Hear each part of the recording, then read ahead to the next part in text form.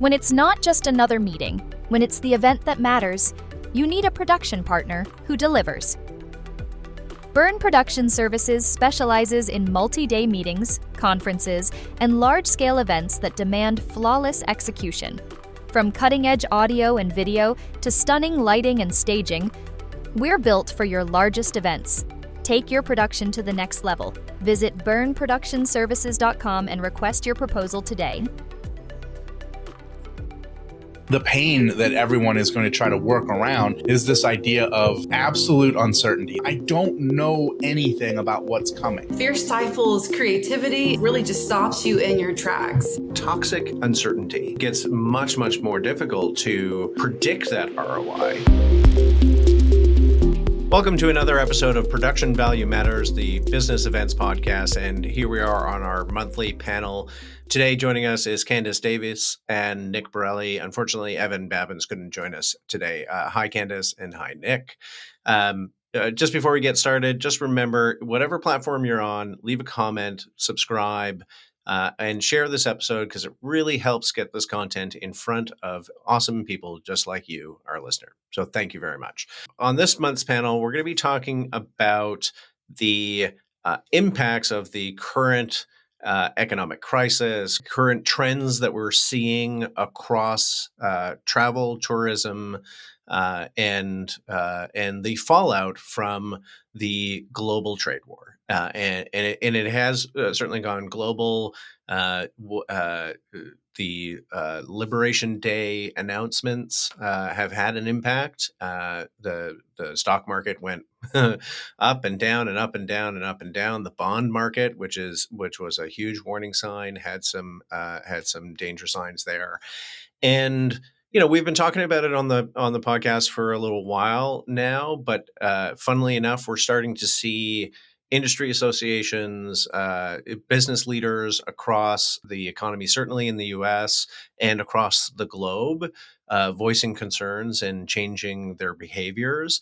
And so we really wanted to have continue that conversation and really start talking about, in economic uncertainty, what are some good budget strategies that we should be implementing? Events are still going to happen, although sometimes it feels familiar. As I said just before we hit record, that it sort of felt like COVID, where and feels very familiar to that. I think that there's probably some organizations out there who are thinking, how do I navigate this? We have to talk about some attendee challenges in the recent Skift meetings update that they aired about a week ago with the head of the U.S. Travel Association, Nicola Kastner, was on as well. And a few others. And they were really talking about, there are the United States has been a big global destination. There are some big events that are coming to the United States and North America, and the shifting attendee dynamic and challenges is going to be a thing. And then I want to sort of wrap the conversation around taking a leadership role in guiding the industry and advocating for the industry. Nick, you shared a couple of articles from associations prior to the recording, and I want to talk about what's being done there. So before we get into all that, Candace, why don't you tell us how you're doing? Like, we haven't had you on the podcast for a couple of weeks, or a couple of months now. So tell us all how you're doing. Yeah, thanks. I have missed being on for sure. So it's good to be back. Missing Evan today. But yeah, it's great to be here. Again, I've been on the road traveling, doing some in-person, trainings for events coming up here in the US. So it's been good to be out and see customers face to face and all of that. And spring is here. It's upon us. It's sunny. So I'm happy. Awesome. Happy and Nick, what about you? Where are you? You're at home, obviously, but how have you been doing? Good. Yeah. I did some traveling, so that was nice for spring break. So I got to go to 9 states in the US in 10 days, Wow. which is fun. I'm trying to check them all off. I think I'm pretty close now. But yeah, it's fun to spend time in different places and usually I go to cities. I spend 3 or 4 days there at most, back and forth between the convention center and my hotel. So Yeah. being able to be on the road a little bit and, see some things in between where convention centers are and airports is quite nice. Yeah, absolutely. We just got back from Experiential Marketing Summit, and my team and I were remarking like, "Oh, I don't think we've seen actual daylight," because we Yeah. were like, Yeah. from the airport into the hotel into the convention I've center, done that in Vegas. yeah, Zero. Yeah. and Never zero left outside. daylight Never, until we never went got back and outside. went like, "Oh my god, What's the the sun! weather? It's Oh, starting I to don't be know. nice." Yeah, I hope y'all are taking your vitamin D, you know? Yeah, I do. 100%. Well, but okay. I definitely do. We need to have a podcast on, how we all do this, Yeah, not like getting what's in vitamin your D, not kit getting kind of thing. Yeah. outside. Oh Yeah. yeah, I'd love to deconstruct my book bag. I have a lot. I have bags in my bags, and it's like the wires I bring and the dongles, as well as vitamin C packets Yeah. for Yeah. water and throat lozenges for speaking. Like I definitely I what's that Up in the Air movie? Yeah. It's definitely an inspiring tome. Yeah, you should see like the kung fu moves I do through airport security, Oh yeah, like least from amount of that movement. movie. It's like, no, like as soon as I walk into the airport, it's like this dance of like carrying my bag and like, oh yeah, I got to take that out of my pocket and put it in this And then pocket and move it. I'll travel with my kids and my wife, and I'll be like, "What are you doing? Like, what? Like, why are you standing there? Like, why are you going there? Or like, what?" And I'm just like, I'm like, where did you guys go? Like, oh, you're way behind me, and I'm like, oh, all right, I just have to like pretend like, I don't know what to do. Yeah, true enough. True enough.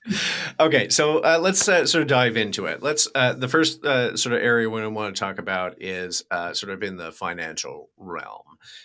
As attendance starts to, and really the reality is that attendance is starting to decline, especially in the U.S.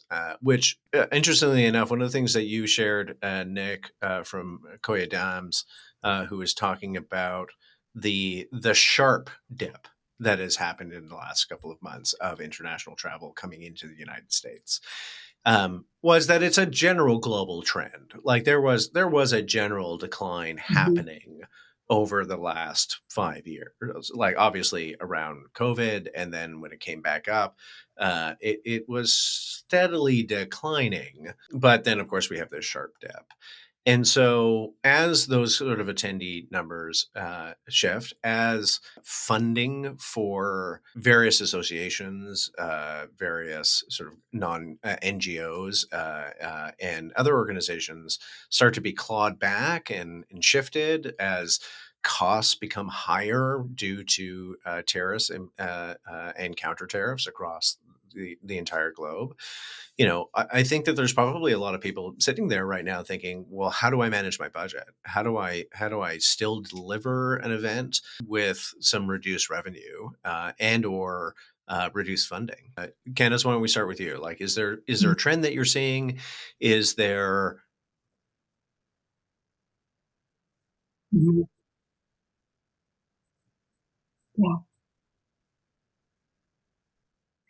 Yeah, I think it's really interesting, being in event tech, we are seeing a lot of these shifts and some of the trends that you're talking about too.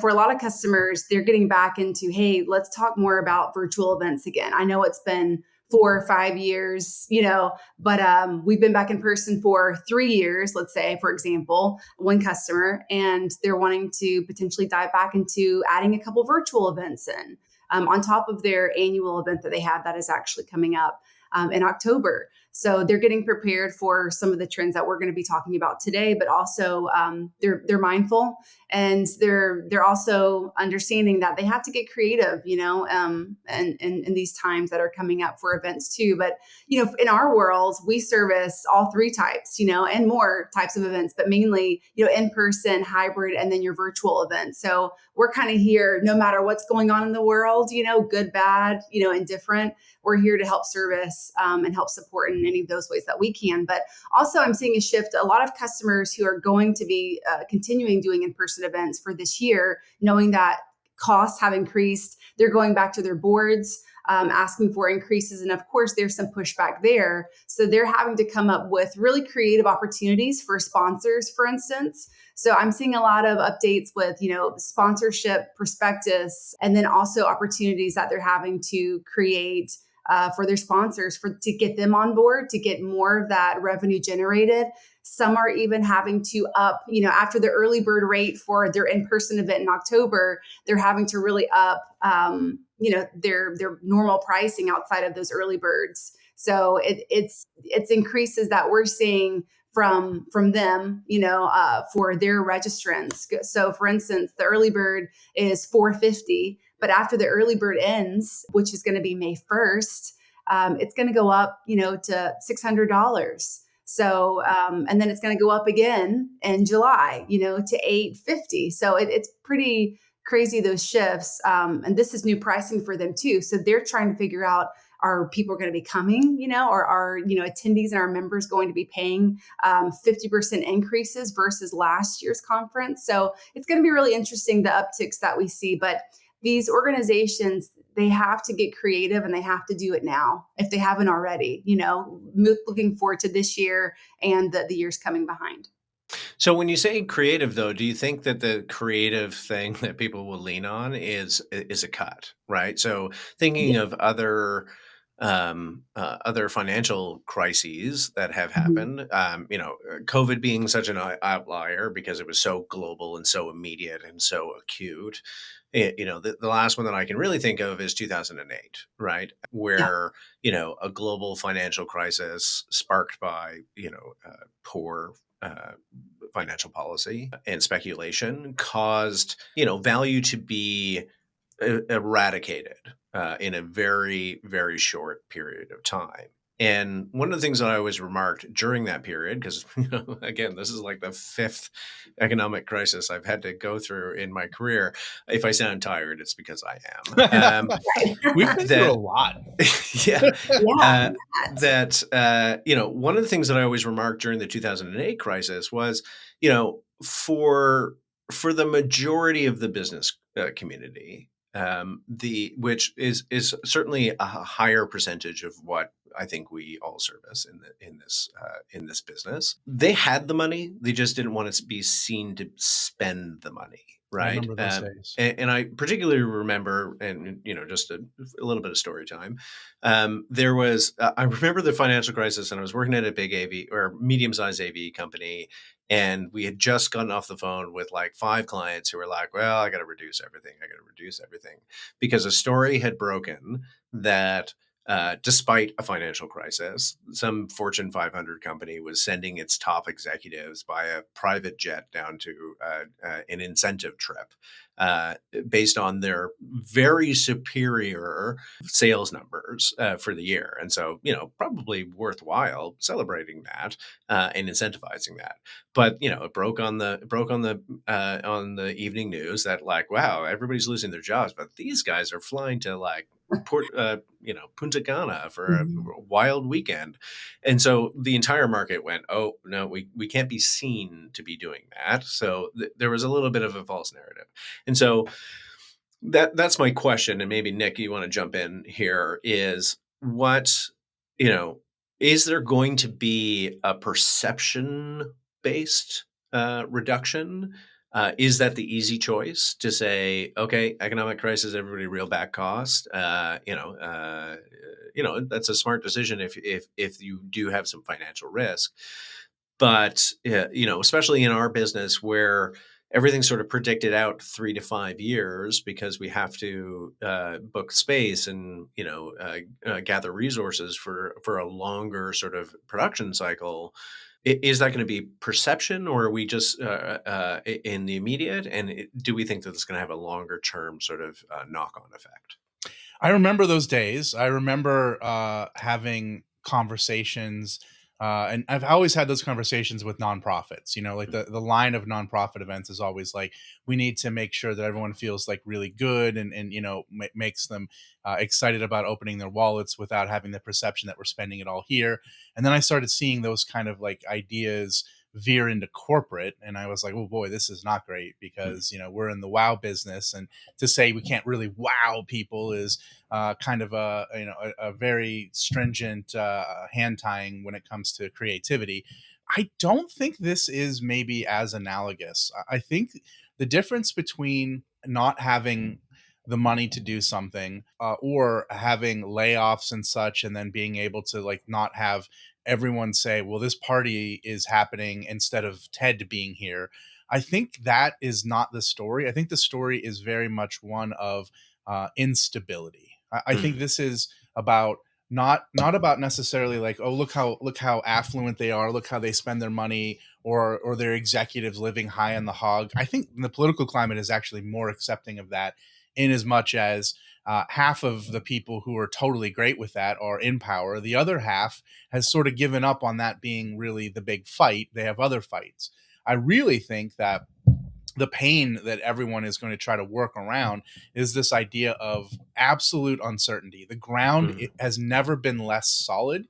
Even COVID, the ground was more solid. Look, the rules are simple. You can't gather. You can do these things. The rules aren't simple now. I don't know what's going to happen next week.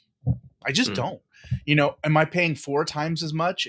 Is that off the table? Are we allowed to go there? What types of people can we, have in our? I don't know anything about what's coming, and all of that uncertainty means that it's more about hedging your bets and having B, C, and D plans than it is about spending your money. I think you can have in this economic climate and this from a public relations standpoint, you could have a very garish whatever. And I don't think people are like, look at them, because people are in the streets. People aren't in the streets. Maybe what they are is absolutely shocked out of their ability to predict the future.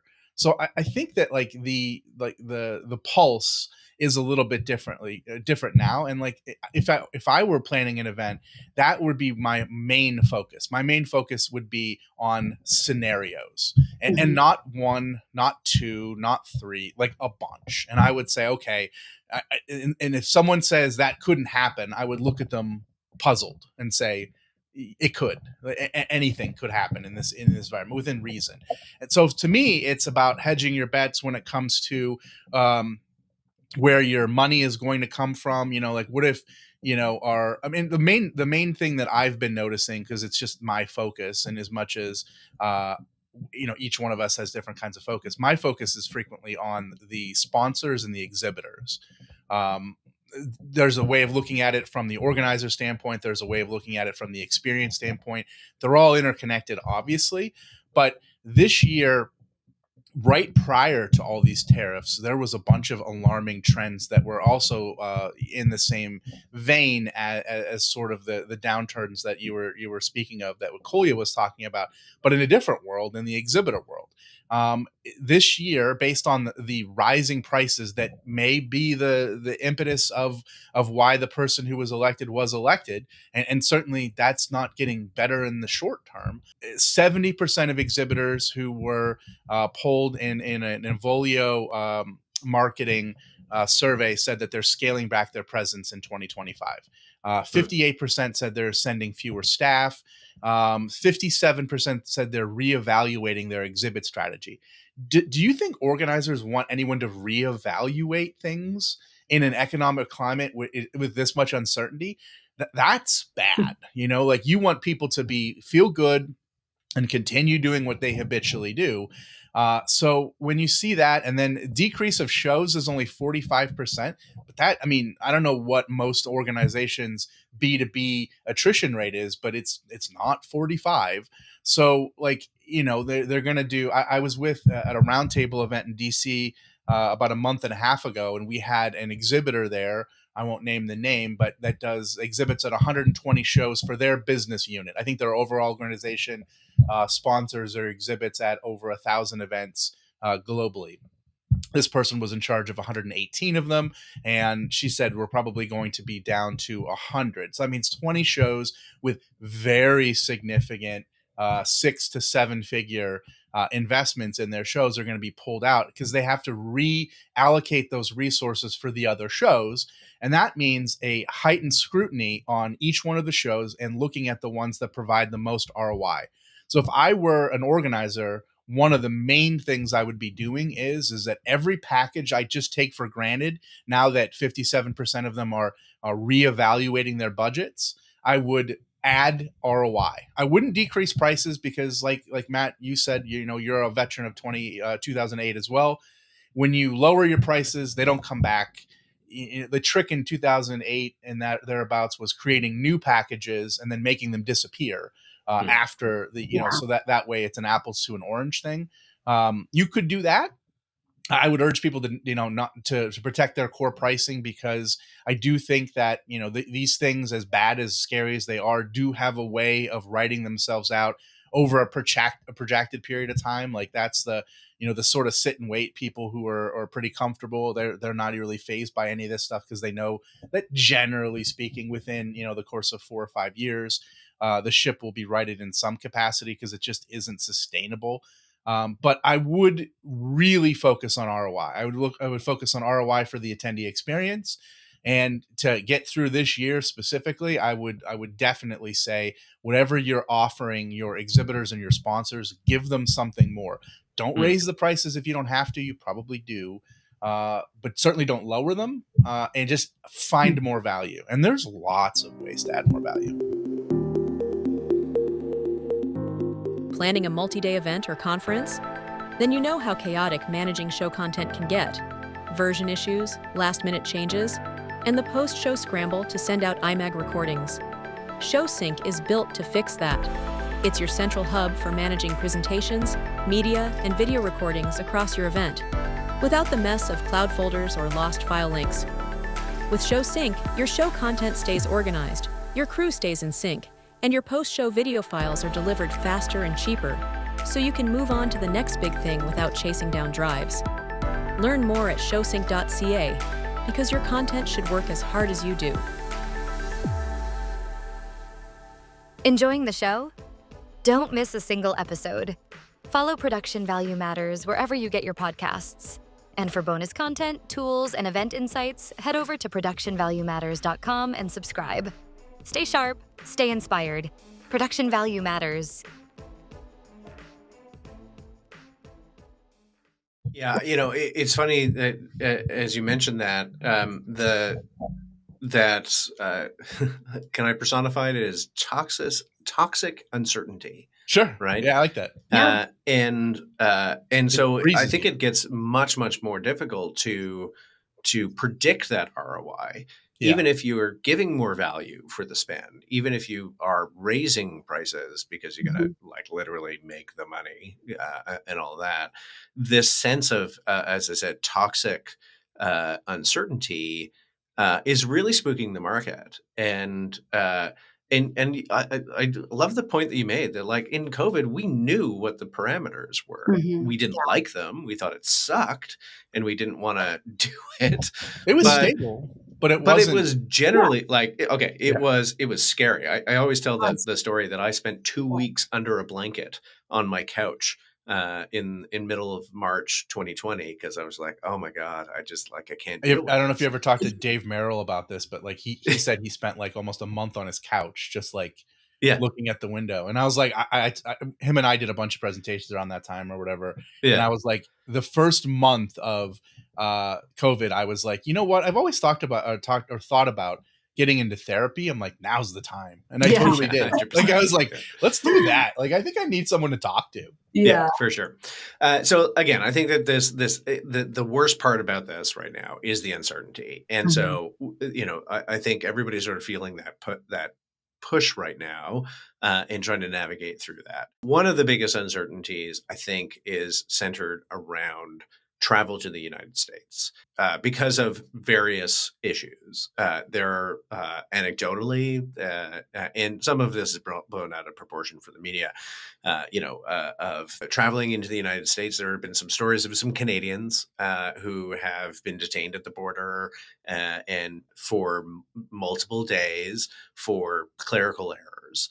Obviously, there are the administration's focus on deporting foreign nationals that they believe have reasons not to be in the country. So we have seen from the Canadian side 30 to 40% immediate reduction. Some numbers are actually seeing like close to 70% reduction in cross-border travel year over year. I think that that's a little bit of some of the administration's rhetoric towards the sovereignty of our country. So elbows up.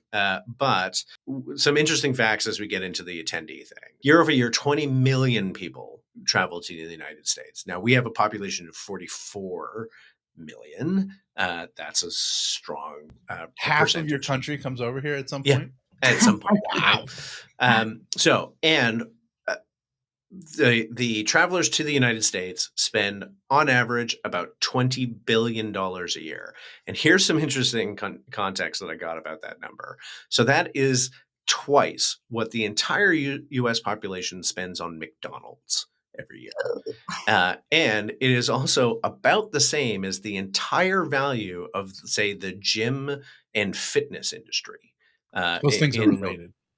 Yeah. Yeah, 100%. And so let's just talk about a 20% reduction in cross-border travel into the United States. That's 4 million less people visiting the United States, which comes out to about a reduction of $4.3 billion in revenue across the travel and tourism industry, which on average, like states and the federal government are charging taxes on all of those expenditures on an average of 5% of $4.3 billion. So that's a massive revenue shift out of the American coffers. So, because I always like to put things in economic impact. Now let's talk about the attendee impact. So one thing that came up on the Skift meetings broadcast last week, or the week before, excuse me, if I'm getting my timelines wrong here, but was that, look, there's World Pride is coming to DC. I think it's next month or June. It's got to be DC. in June. Uh-oh. Yeah. We're talking about FIFA doing their major tournament across North America, like so Mexico, the United States, and a couple of cities in Canada, and the Olympics coming to LA. And somebody voiced a concern, and I think it's valid that as an organizer of large scale events with international attendees. Yes, there's the fact that some of those international attendees are choosing not to come to the United States for various reasons, either from a semi-genuine concern about their status, but also a clear message from the administration that if you're the Venezuelan soccer team, are you coming to FIFA? If you're a fan of the Venezuelan team, are you coming to FIFA? And so what strategies do we need to implement? What impact is this going to have? Candace, does that mean that we're going to go back to, you can't do a virtual World Cup? But for business events, I think that's a viable option to reach your audiences from, and don't come here, but watch this video. Is that going to be impactful enough? Yeah, I mean, there's definitely going to be impacts. I mean, it really depends on what industry, and what area that conference is serving, the attendees that are coming. But yeah, I mean, from our, stance outside of the major, FIFA, the Olympics, and the other events, for a lot of the events that we do service, and we do service very large conferences, they're all still taking the same stance as being the same big, all the bells and whistles as, last year, and kind of see how it rolls this year. But yeah, they're seeing a lot of these costs and a lot of the attendee numbers going down. I mean, there are definitely several that I have seen recently in the past couple of weeks where they are looking at their reportings, from the registration stance and saying, okay, most everyone is definitely just, US based right now. There are some people who are coming, for instance, from the UK, they're seeing those trends, but a lot of the other countries, there has been a significant, in the decrease of registration so far, which is interesting, But yeah, we're definitely going to see, a lot of these things. And I think some organizations will go more towards the less bells and whistles. I mean, we're going to see it all over the map, no doubt. The uncertainty, we don't know what this is all going to look like. So I think some people are going, we're going to do the same thing we've done in years past. We're going to go big, bad, and, act like nothing else is happening, outside of the conference world. And then some are going less bells, less whistles, more focus on strategy and engagement measures for those people who do come and who are coming to attend, but also for the people who are not going to be attending this year. They're definitely going to have a hybrid component. So I think we're going to see more of the hybrid component kind of come into some of these conference structures. And so where do we kind of see, look, we're not all doing the Olympics. We're all working for agencies and brands that that will have vested interests and I keep on thinking about the experiential marketing world, that I can imagine there are a lot of brands and agencies who, in normal circumstances, would look at something like World Pride, would look at the Olympics or FIFA as just enormous opportunities to get, and that's usually an area where the uptick of special events, of the cool Adidas house or the beer garden, like I'm going to oversimplify, but the cool beer garden that you put downtown to market to consumers. This is a huge part of our industry. And so if I'm Coca-Cola, right, and I'm thinking I'm a major sponsor of the FIFA World Cup, in a normal circumstance, I'm spending probably $3 to $4 million to put something cool in every city that FIFA is going to be in. Am I reconsidering that? Am I worried that I'm going to spend that money to not have anybody attend any of the matches in the United States? Nick, what do you think about the economic impact of that? I think they're drop? probably just going to end up treating each market very differently and think about less of globalization and more about market specific moves. Mhm. It might be less investment in international events and more investment in regional events with more regional focuses. I think it's increasingly difficult to have messaging even within the same country that reaches people. So I think that like experiences and activations along lines that would be politically well received or is going to be difficult. I've already started to see a lot of messaging become definitely muted on the progressive spectrum. Like everything is sort of like, if we were at a progressive domestically, at an 8 or a 9 as far as how far we were willing to go, it's probably crawled down to like a 5 or a 6 lately. Like it's been a real step back of making decisions. And I think that like alignment on either side politically has been one of a bad move for corporations.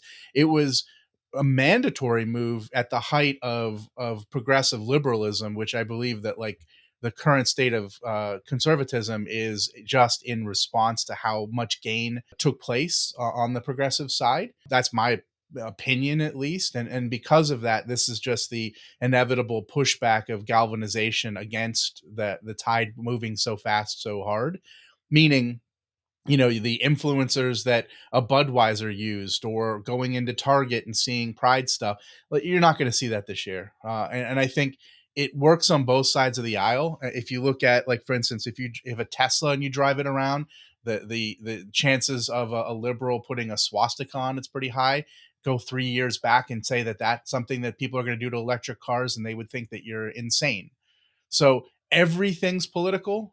Coca-Cola can't really invest in anything that isn't a political statement at some point.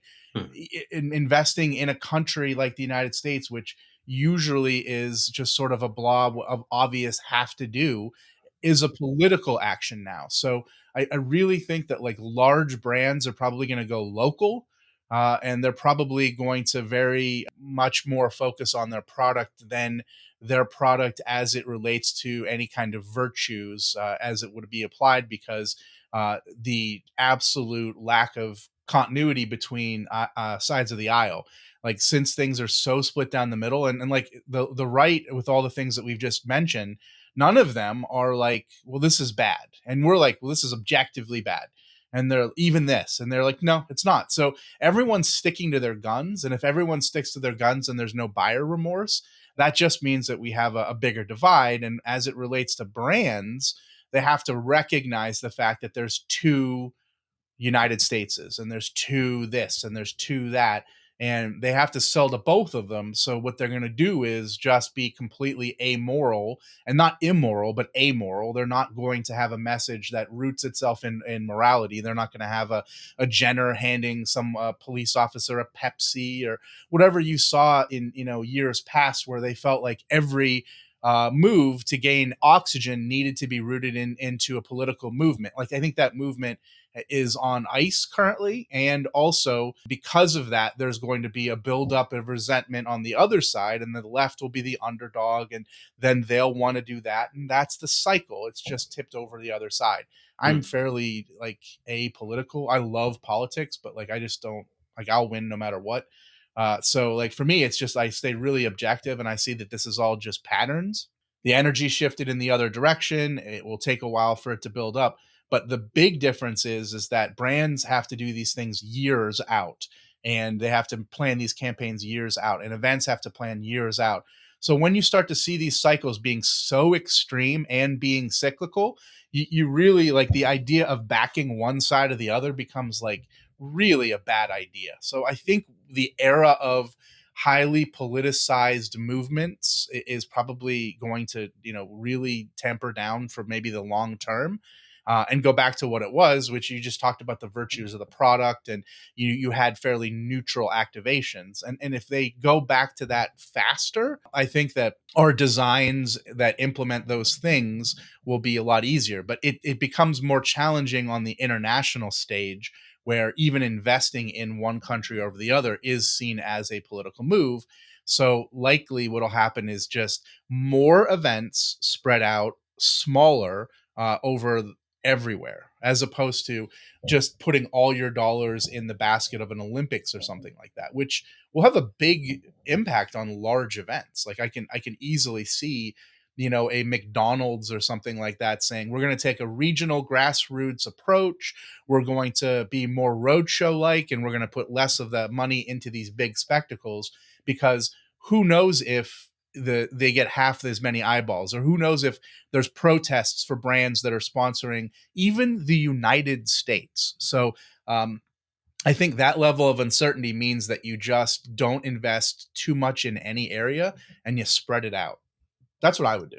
Yeah. So the question about the being apolitical, right? I'm trying to use this as a segue to get into our last subject. So watch me juggle here. So I want to go on that idea of the apoliticalness, right? We, Nick, you and I have known each other for years, participated in leadership in various associations that have been reticent to be political and or opinionated That's right. at all. And I really want to emphasize that, for the last 20 years of my career.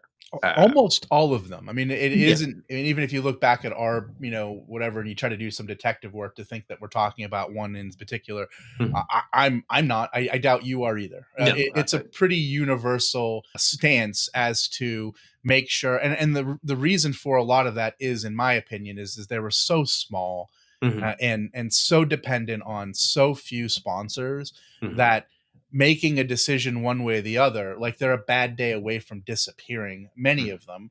And it's not like they are organizations made up of people who are large businesses who all act the same. It's so many small businesses who act so erratically and so differently and so extreme that, it's very difficult to represent all of those ideas under Mhm. one roof. So you basically represent nothing. When you do that, on the other side of it is that what are you then? You've Mhm. made yourself neutered and ineffectual.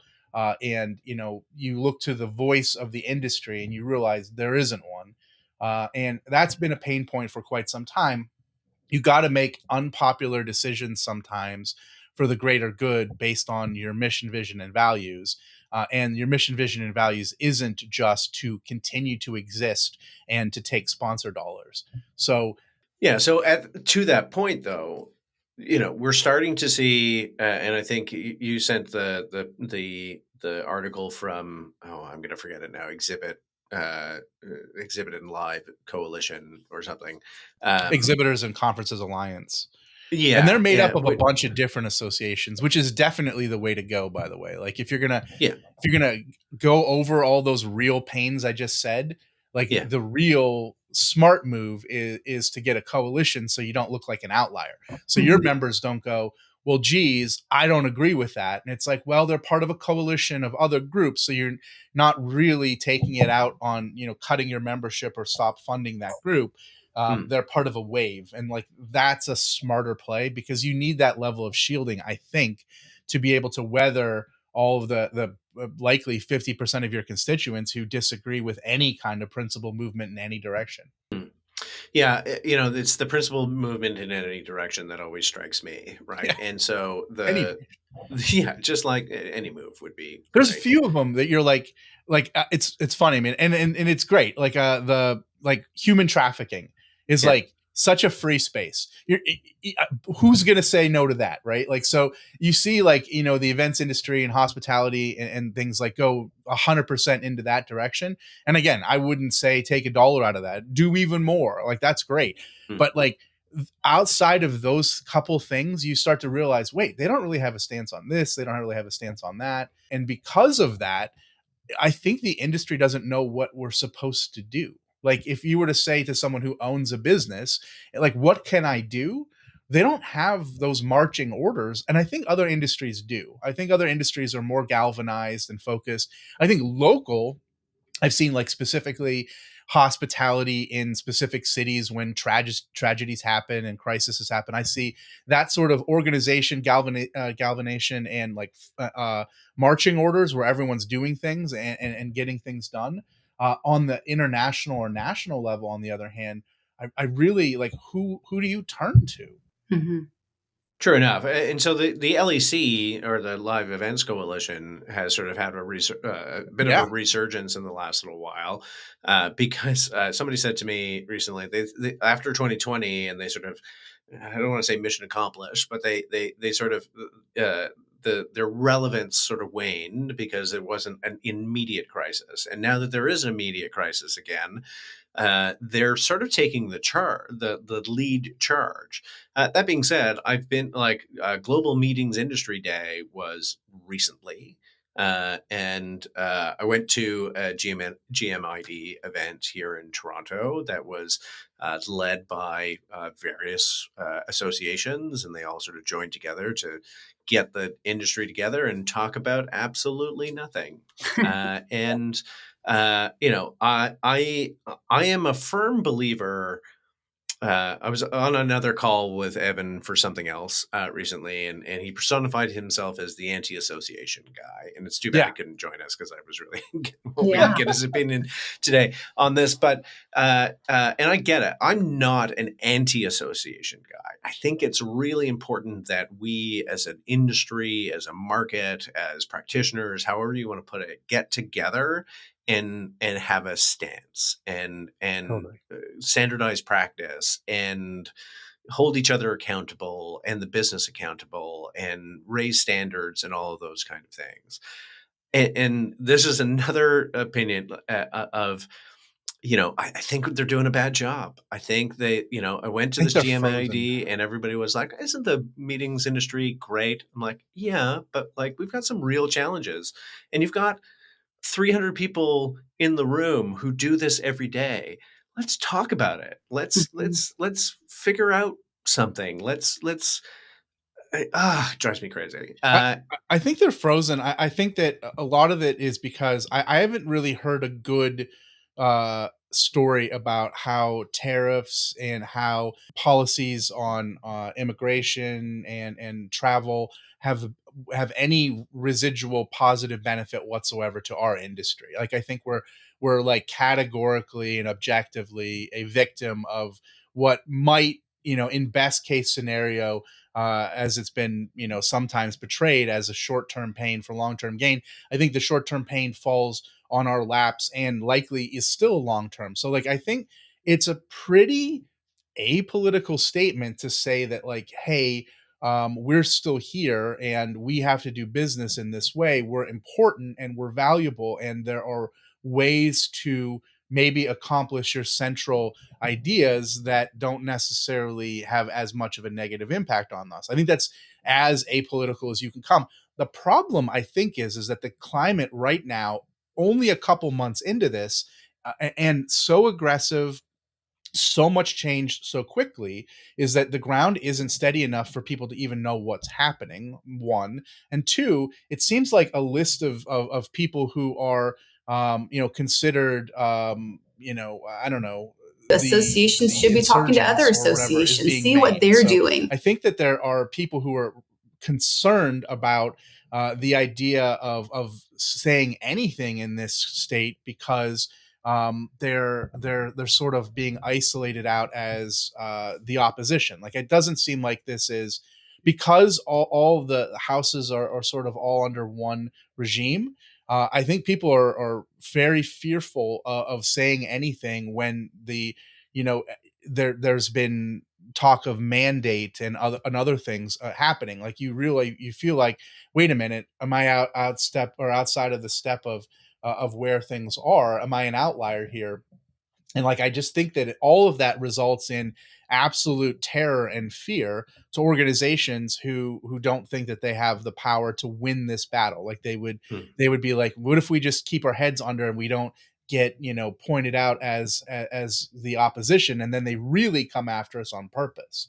And, like, I think especially, like, an example of that would be anyone who is in the space of, like, associations or government, where their money potentially comes in from funding. Like, there's been threats made in real time to individuals. We're going to pull your funding if you don't lock in step with us as far as how we feel about this issue or that issue. Like, they're willing to just throw that around. And, like, that creates a climate of fear that is already the climate that these associations generally are So in. I want to jump on that last thing that you just said, and I'm going to throw it over to you, Candace, to give your thoughts on this. That it's fear, right? I like going to be a nerd here for a second and say one of the famous things from Frank Herbert's Dune: "Fear is the mind killer." I actually have it it's in a poster on my wall to remind me every day. And so I think that. That sometimes the industry and its representative associations are crippled by fear, Mhm. as you just said, right? Like, maybe we're on the outside of the current mandate and we're afraid that if we say something, something's going to go wrong. What I have learned over the many years is that we are more powerful than we think. And when I first heard the statistic, I was like, is that true? Let me do a little research. But it is. We're a $3 trillion industry. We are bigger than the automotive industry. And that is a fact. And Yeah. So so, spread out. what's that? But so spread out. Like, A that's the 100%. It problem. doesn't matter if it's spread out. I don't like. Oh, that I It agree, matters but that the we galvan have that economic input into a global economy, totally. right? And so, for the current administration to say, hey, our big thing is we're going to bring, like, chip manufacturing and car manufacturing back to North America, I think, but you're going to cut off an industry that is bigger than that Mhm. in sacrifice to that. And why our industry associations aren't, like, knocking on Congress's door and saying, yeah, but, like, you want to throw out $3 trillion for 1.5 trillion. Like, that doesn't make any Like, that is simple math. Sorry. Now, I didn't mean to rant, but I did. And so, Candace, like, where do you feel that if the associations aren't going to do it, is there a grassroots way that we should be doing this? Is it a matter of encouraging individuals to make take a stance? And how much of that fear factor is going to come into that? Yeah, it definitely is based on fear, and fear stifles creativity. It stifles, really just stops you in your tracks, so that's the road that they definitely do not need to go down. I think it's a matter of really just opening lines of communication on different levels, but also from an association level too. Associations should be talking to other associations, see what they're doing. Because I know I worked for a couple of associations, and that's what we would do when times would get kind of like, whoa, we haven't really gone down this road before. Like, what are we going to do? We have our board meetings, we have our councils, we have all of these, but we would find the best benefit for us when we would go outside of our association and talk to other associations within our industry or even outside of our industry to see what they're doing about it, to see, what preparations they're making. And sometimes, we would share information with each other, and it would help both associations out. And sometimes we would partner together, to create something that we had never done before. So I think it's something that we don't need to get wrapped up into, definitely the fear mongering. Mm-hmm. We just need to go and be, we just need to figure this out, and we can figure it out together, because I'm going to sound cheesy, but we are stronger together, but we have to partner with each other regardless of party lines. At the end of the day, it's a business, and, that's just kind of how I see things, Absolutely. So, guys, we got to wrap up there because we're at time, but I wanted to thank Candace and Nick for joining on the panel this month.